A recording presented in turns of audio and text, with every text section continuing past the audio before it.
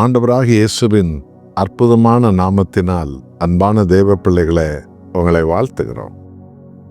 உங்கள் இதயத்தின் விண்ணப்பங்கள் எல்லாவற்றையும் தேவன் நிறைவேற்றி மகிமைப்படுவார். ஆண்டவராகிய இயேசுவின் சமூகத்தில் உங்களை அர்ப்பணிக்க எல்லா சூழ்நிலைகளிலும் தேவன் உங்களை உயர்த்தி கொண்டு வருவதை நீங்கள் காண்பீர்கள்.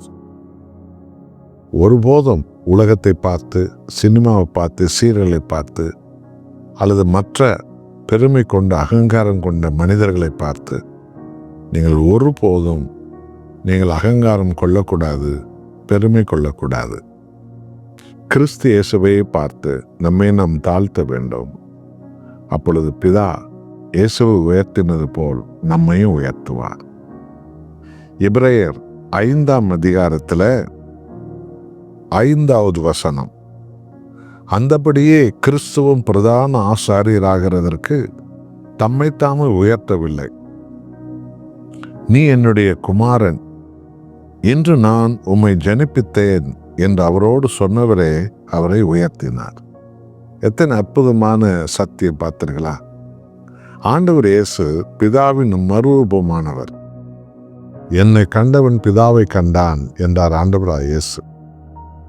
ஆனால் அவர் மனிதர்கள் பாவத்துக்கு அடிமையானதுனால அந்த பிதாவின் மகிமையை பரலோகத்தில் விட்டுவிட்டு மனுஷர்களைப் போல வெறுமையாக அடிமையின் கோலம் கொண்டு இந்த உலகத்துக்கு வந்தார்.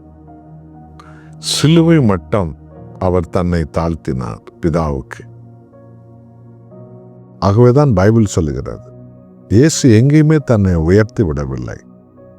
இந்த நாட்கள்ல எவ்வளோ ஜனங்கள், ஏன் ஊழியம் செய்கிறவர்கள் 2 பாட்டு படிச்சு அல்லது பைபிளில் 2 வசனம் சொல்ல ஆரம்பிச்சாலே போதும் தன்னை தீர்க்கதரிசி என்றும், தன்னை பெரிய பாஸ்டர் என்றும், தன் பெரிய ஊழியக்காரர்கள் என்றும், ஏன் பிஷப்கள் என்றும் உயர்த்தி கொள்ளக்கூடிய பரிதாப நிலைமையை பார்க்கிறோம்.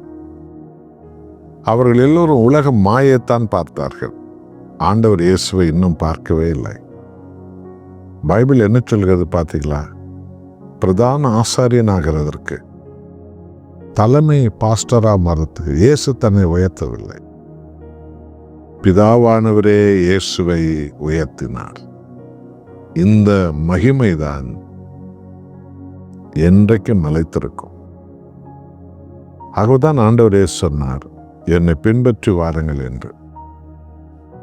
இயேசு கிறிஸ்து எப்படி சிலுவை மட்டும் தன்னை தாழ்த்தி மனித குலத்தை ரட்சித்தாரோ, பிதா அவரை உயர்த்தினாரோ, அது போலதான் அன்பானவர்களே, உங்கள் குடும்பமானாலும் சரி, உங்கள் தனி விசுவாச வாழ்வானாலும் சரி, ஒரு ஊழியமானாலும் சரி, உங்களுடைய தனி வாழ்க்கையானாலும் சரி, உங்களை ஒரு நாளும் பெருமைப்பட்டு உயர்த்த என்ன வேண்டாம்.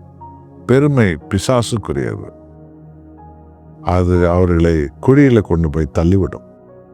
தாழ்மை தேவனுக்குரியது. அது நம்மை உயர்த்தும். இன்றைக்கு குடும்பங்கள், சமூக உறவு, கணவன் மனை உறவு, பெற்றோர் பிள்ளைகள் உறவு, எல்லாவற்றிலும் நாம் இயேசுவை போல தாழ்மை உள்ளவர்களாக இருக்க கற்றுக்கொள்ள வேண்டும். ஆண்டவர் நம்மை உயர்த்துவார். ஜெபம் செய்வோம். அன்புள்ள ஆண்டவரே, பிரதான ஆசாரியனாகிறதற்கு நீர் உம்மையே உயர்த்தவில்லை. பிதாவானவர் உம்மை சிலுவையிலிருந்து உயர்த்தினார். உம்மை நீர் தாழ்த்தினீர். அதுபோல நாங்களும் எங்கள் காலமெல்லாம் எல்லா சூழ்நிலைகளிலும் நாங்கள் எங்களை உமக்கு முன்பு தாழ்த்தவும், எல்லாவற்றிலும் எங்களை நாங்கள் தாழ்த்தி உம்மால் நாங்கள் உயர்த்தப்படவே ஆண்டவரே எங்களை நீர் ஆசீர்வதியும். என்னோடு ஜெபிக்கிற பிள்ளைகளை அப்படியாக ஆசீர்வதியும், அபிஷேகியும், மகிமைப்படும். இயேசு நாமத்தில் பிதாவே, ஆமென்.